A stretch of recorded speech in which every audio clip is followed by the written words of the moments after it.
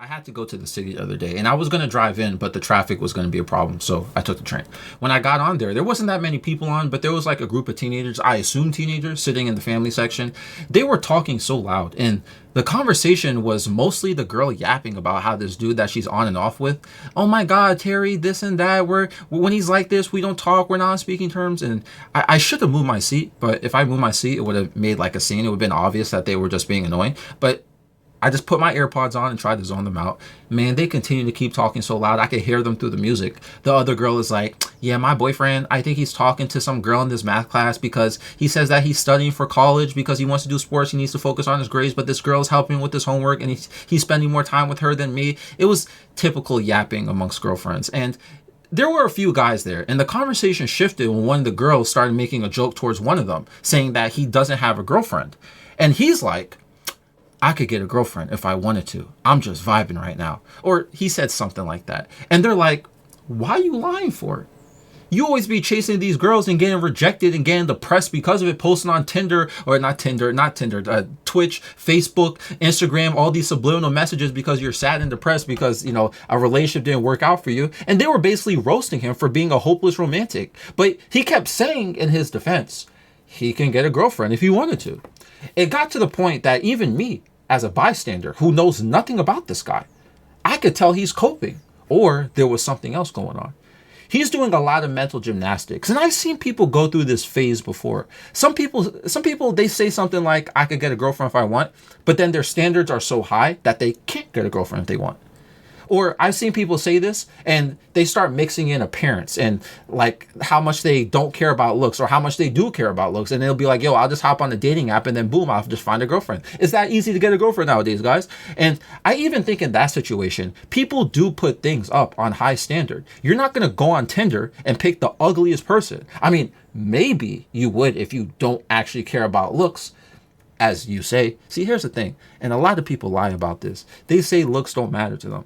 I don't know why people lie, except y'all. The only people who I think the closest who aren't lying about that are people who date online or e-daters. I believe y'all when you say looks don't matter, because people who want physical connections, when y'all say it, it kind of breaks the standard of psychology, because it doesn't matter. If looks didn't matter to you, you would somehow break the revolutionary hardwire of us making judgment based off of appearance. People online, you fall in love with people based off of avatars and stuff, and based off of like Steam profiles and Discord profiles. Listen, see, sure, we can care more about other things than physical attributes. I always propose the idea in my videos about the calculator. If you remember, I always said, weigh somebody through a calculator. How much positives do they have versus negatives? If looks is a negative and maybe it weighs a lot, you can add extra negatives to that, and then it weighs more than the positives, then make your decision. We're in a very vain-like part in society where media, advertising, and generally pop culture introduces beauty and makes certain people favorable to us through their appearance and the standards they have. It's simple programming. So when you say looks don't matter to you, and I said some of y'all online be falling in love with people based off of your avatars, it may sound sad and pitiful, but that's not the point to emphasize. My point is that you're still responding psychologically to an appearance. So yes, looks do matter, regardless if you say looks don't matter to you. Now, we should always care about someone's inner qualities. Of course, beauty isn't everything, but it sure sets a standard. So when people have this high standard, before they dive into someone's personality, they find themselves lonely or coping with this idea that they can easily find a girlfriend, but they're being extremely picky.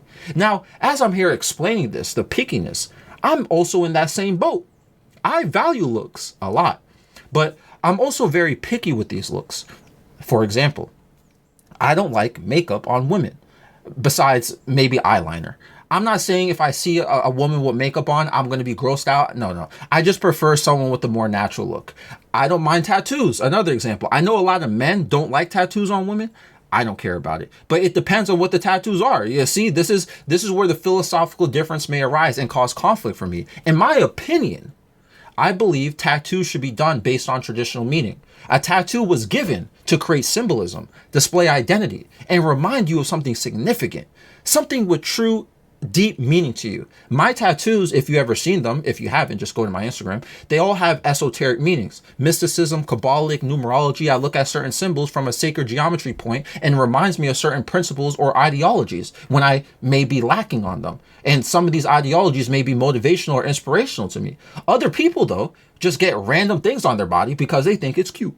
Or they think their body's a canvas to create random art, which is different than what I personally get tattoos for. So sometimes when I see tattoos, that becomes an important thing for me to understand about somebody. See, this goes back to the appearance part. Looks end up creating philosophical judgment. It all really makes you think. When people say, like, I can get a girlfriend if I wanted to, which we've all heard someone say that at one point in some way or form. What they really mean, what I mean from everything I'm saying so far, and when people say that, and the whole appearance thing and so forth, somebody will pretend that they have their romantic life under control, when in reality, they don't. There's a deeply rooted insecurity with this. Now, I'm not talking about the people who generally don't feel like being in a relationship. Those people, this does not apply to you. It's about those who are projecting control over their romantic life being inadequate. It may sound simple, but we have to keep in mind that somebody who is constantly in a hopeless romantic or a coping mental state, their standards might be too high, like I said, or it reveals something about them. Now, hear me out. What does this truly reveal? This may be you or somebody you know, but when you find yourself constantly in and out of short-term relationships, or you find yourself constantly failing or at getting too intimate with somebody, or you have social anxiety or issues getting to second base, it reveals your imperfections. Unfortunately, though, people blame others for the fact they can't get to second base. And I made a video about that. That was like the last episode of Aqua Anime. People talking about the incel maxing thing. Everybody's a problem but them. Always blaming other people for other things. Those type of people, they're never going to truly find out or truly see that it's them. At the end of the day, I've been a common denominator of this many times. I've had phases where I've been in and out of talking to people who I might get close to. But my imperfections and flaws cause things to fall apart. And blaming the other person doesn't really do anything helpful. I still sometimes do it though. But in reality, I can only control me at the end of the day. I can't always be blaming other people for my shortcomings. It also reveals when people say stuff like that and they can't control their relationships, their romantic life, so they're saying coping things like I can get a girlfriend when I want. It reveals that some people just aren't good at the foundation of requirements to be in a relationship or have a girlfriend or boyfriend or whatever you're into. The requirements of time, emotional investments, risking of heartbreak. Look, we protect ourselves from this. Nobody wants to get into a relationship and be heartbroken, so we naturally protect ourselves or create a barrier. Which, think about this.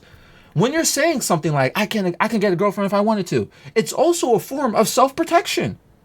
Really think about it. I'm sure a lot of y'all watching or listening to this, you can literally find someone to be with.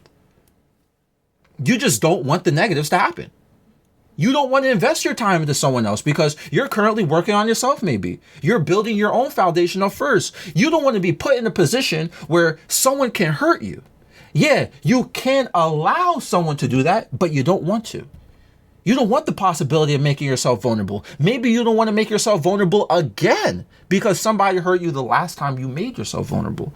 So at the same time, I'm overhearing this guy coping about, oh, I could bag a girlfriend if I wanted to. I felt bad.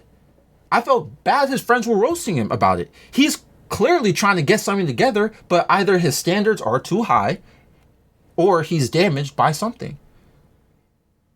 You don't just fall into numerous relationship attempts back to back unless there's some deep-rooted problem going on about who you're choosing or allowing to enter your life, or something about you ruining these relationships and social interactions.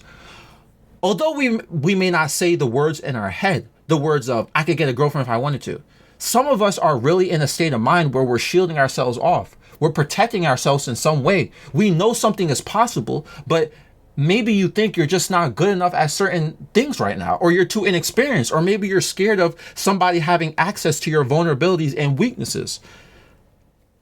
Sometimes us saying that too, we put high standards because we want somebody who we can be safe with, but at the same time naturally fit our hardwired judgment of appearance. Does that make sense? It's a complexity of social interactions, and it's an obstacle that is easier to some, but near impossible to others. What about you? Are you protecting yourself, or are your standards too high? Even if you're in a relationship right now, were you being protected before you opened up, or are you still shielding off? Let me know down below. Oh, one last note. This is why I like writing these video essays. Remember, I do these things for like, it's like sort of like therapy to me. It's like writing in a journal and sharing it with you guys. I don't ever think about, I want to be a big YouTuber. I want millions of views with these. Nah, video essays. These essays, this specific one, it turned on a light bulb in my head about my own behavior. Because some of the things I'm talking about today, I do myself. I am extremely shielded and paranoid when I'm with someone who I don't trust yet, or who I'm not comfortable with. The paranoia really gets to me. I've ruined friendships and relationships, even though I could make friends or find someone to date. Remember, I made that episode of Aquarian where I'm talking about how, like, I have a lot of friends, but I feel like there's nobody to talk to. I'll leave all these videos I'm referencing in the description if I'm not lazy, but you know, I still have things I can't let go of that create a barrier with me. And it's, imagine me dealing with somebody else who also has a barrier. So I'm shielding off and they're shielding off. And see, this is what makes things very difficult. It's tough. Sometimes I need to catch myself and be more tolerant, or sometimes somebody needs to make the first step to open up and lower their shield if they feel like it's necessary. But anyway, this episode is found on Spotify and YouTube. Times Square. Nightmare 7 a.m. in the morning though. No surprise.